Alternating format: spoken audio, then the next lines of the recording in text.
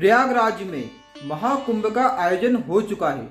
कल 13 जनवरी को पहला शाही स्नान होने वाला है। एक साधक ने श्री प्रेमानंद जी महाराज के एकांतिक में उनसे प्रश्न किया, प्रयागराज महाकुंभ का महत्व क्या है? तब प्रेमानंद जी महाराज ने बोला, अगर तुम पूरे विश्व के साधु संतों के दर्शन करना चाहते हो, अघोरी के, नागा साधु के दर्शन करना चाहते हो, तुम्हारा पूरा जीवन निकल जाएगा, लेकिन विश्व में घूमकर तुम उनके दर्शन नहीं कर सकते। प्रयागराज महाकुंभ एक ऐसा आयोजन है जहां पर तुम एक साथ उन सभी साधु के, नागा साधु के, सबके दर्शन कर सकते हो। कोई हिमालय में तपस्या करता है, कोई जंगलों में रहकर तपस्या करता है, लेकिन आप उनके दर्शन तभी कर पाते हो जब वो कुंभ में आते हैं। तो आपको प्रयागराज महाकुंभ में उनके दर्शन करने के लिए जाना चाहिए। साथ ही जब आप प्रयागराज महाकुंभ में जाओगे तो वहां पर कोई हिमालय से, कोई जंगल से, कोई कहां से, हर एक नागा साधु, संत, अघोरी, वो सब अलग अलग जगह पर तपस्या करते हैं। तो आपको उनके वचन, उनकी वाणी, उनके जीवन के अनुभव सुनने को मिलेगा। और हो सकता है कि उनके कोई एक ऐसा वचन आपको सुनने को मिल जाए कि आपका जीवन बदल जाए और आपकी भगवत प्राप्ति का मार्ग आसान हो जाए और आपके मन में ये भाव जग जाए कि अब तो मुझे भगवत प्राप्ति करना ही है। जैसे श्री प्रेमानंद जी महाराज के पूरे जीवन की तपस्या, उसका शोध ये है कि आपको राधा नाम लेना चाहिए, जो श्री प्रेमानंद जी महाराज बोलते हैं।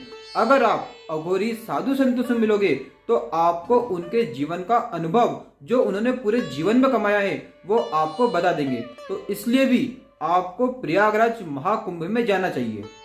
तीसरी बात, गंगा नदी, यमुना नदी, सरस्वती नदी, क्षिप्रा नदी, ये सभी नदी पावन करने वाली है।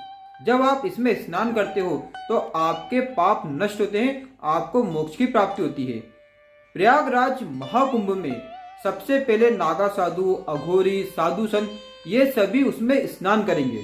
अब जब वो स्नान करेंगे तो उनका स्पर्श नदी में होगा। उसके बाद जब आप स्नान करोगे तो आप उस जल में स्नान कर रहे हो जिसमें बहुत बड़े बड़े तपस्वी स्नान कर रहे हैं। तो आपको उसका भी फल मिलने वाला है, क्योंकि उनका पूरा जीवन भगवत आराधना में हो जाता है। वो कहते हैं ना कि अगर आपको साधु संतों की झूठन खाने को मिल जाए तो आपका जीवन धन्य हो जाता है। आप उस जल में, उस नदी में स्नान करने वाले हो जिसमें बड़े बड़े साधु संत तपस्वी स्नान करेंगे। और ये हमारा सौभाग्य है कि हम उस नदी में स्नान कर पाएंगे।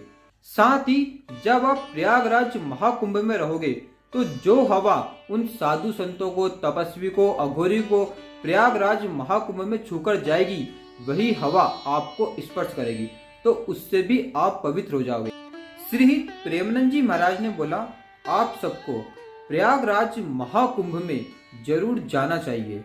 वो आपको आत्मिक शांति प्रदान करेगा, क्योंकि जब आप इतने साधु संतों के बीच में रहोगे, आपका संत समागम होगा, आप त्रिवेणी में स्नान करोगे और आपको उनके वचन सुनने को मिलेंगे, तो ये आपके जीवन का उद्धार करेंगे, आपको आत्मिक शांति प्रदान करेंगे। और हो सकता है कि आपको किसी भी साधु की, संत की, अघोरी की कोई भी वचन आपके दिल को भेद जाए और आपका भगवान के प्रति प्रेम बढ़ा दे। प्रेमानंद जी महाराज कभी ये नहीं कहते कि आप मेरा सत्संग सुनो या मेरी बातों को मानो। वो ऐसा कहते हैं कि बस आपके जीवन का उद्धार होना चाहिए। आपको ज्ञान कहीं से मिले, आप ले लीजिए और अपने जीवन का उद्धार कीजिए, और कभी भी कोई भी शास्त्र विरुद्ध कार्य मत कीजिए। ये मौका बार बार नहीं मिलता है। वैसे भी कुंभ 12 सालों में एक बार लगता है। कुंभ भी 4 तरह के होते हैं, कुंभ, अर्ध कुंभ, पूर्ण कुंभ, महाकुंभ। महाकुंभ 144 वर्षों में एक बार लगता है। इस साल प्रयागराज में जो कुंभ का आयोजन होने वाला है वो महाकुंभ है। अभी पूर्ण कुंभ और महाकुंभ क्या होता है? जब बृहस्पति सूर्य का एक चक्कर पूर्ण कर लेता है, जो कि 12 सालों में होता है, तब जाकर पूर्ण कुंभ लगता है। और जब बृहस्पति सूर्य के 12 चक्कर पूर्ण कर लेता है, जो कि 144 वर्षों में होते हैं, तब जाकर महाकुंभ का आयोजन होता है। इस साल प्रयागराज में जो कुंभ का आयोजन होने वाला है वो महाकुंभ का आयोजन है, जो कि 144 वर्षों के बाद वहां पर लग रहा है। तो आपको वहां पर जरूर जाना चाहिए। आज के टाइम पर श्री प्रेमानंद जी महाराज को लाखों लोग सुनते हैं, लाखों लोग उनकी बात मानते हैं, क्योंकि श्री प्रेमानंद जी महाराज के वचनों से लाखों लोगों का जीवन परिवर्तित हो गया है। आज लाखों लोग गंदे व्यसनों को त्याग कर वृंदावन जा रहे हैं, कृष्ण भगवान को मानते हैं, राधा नाम का जप करते हैं। आज उन्होंने मदिरा पीना, मांस खाना, इन सबको त्याग दिया है।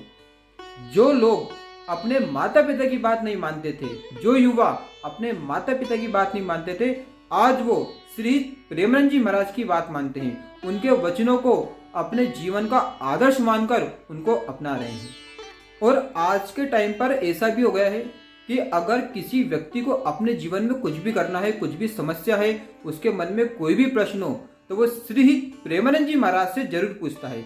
जैसे कि एक साधक ने प्रयागराज महाकुंभ के बारे में पूछ लिया है, तो आज हर एक व्यक्ति श्री प्रेमानंद जी महाराज को अपने जीवन का आदर्श मानता है।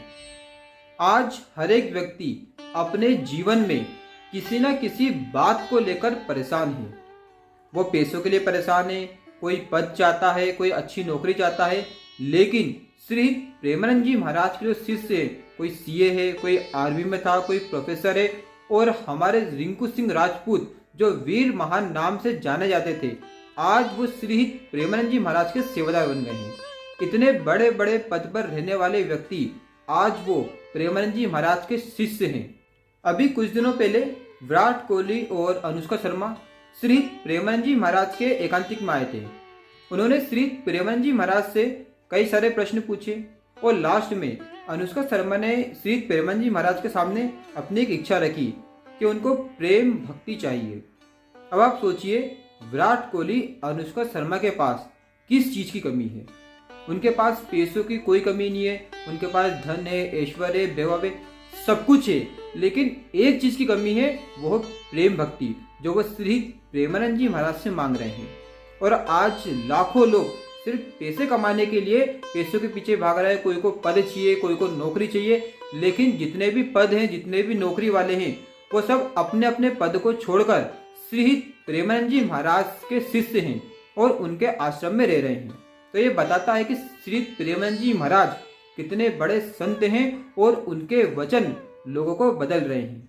अगर आप भी श्री प्रेमानंद जी महाराज से मिलना चाहते हैं, लेकिन आपको नहीं पता कि उनके एकांतिक का, सत्संग का टोकन कैसे मिलता है, कहाँ पर मिलता है, कितने बजे मिलता है, कितने टोकन मिलते हैं, तो इन सब की जानकारी मैंने अपने चैनल पर डाल दी है, तो आप जाकर वो वीडियो देख सकते हैं, आपको पूरी जानकारी मिल जाएगी। फिर भी अगर आपके मन में कोई भी प्रश्न हो तो आप कमेंट सेक्शन में पूछ सकते हैं, मैं आपको उसका आंसर दे दूंगा। अगर आपको ये वाला वीडियो अच्छा लगा हो तो वीडियो को लाइक कीजिए, चैनल को सब्सक्राइब कीजिए। जय श्री कृष्ण, राधे राधे, जय श्री राम।